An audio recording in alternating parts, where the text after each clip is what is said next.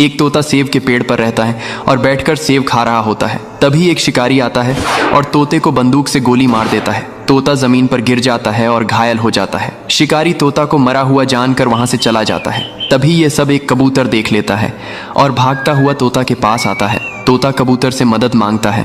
कबूतर तोता को उठाकर एक सुरक्षित जगह ले आता है और तोता के शरीर से बुलेट को निकालता है और दबा लगाकर पट्टी कर देता है। कुछ दिनों में तोता ठीक हो जाता है, लेकिन कबूतर रोने लगता है। फिर लाइक सब्सक्राइब नहीं किया।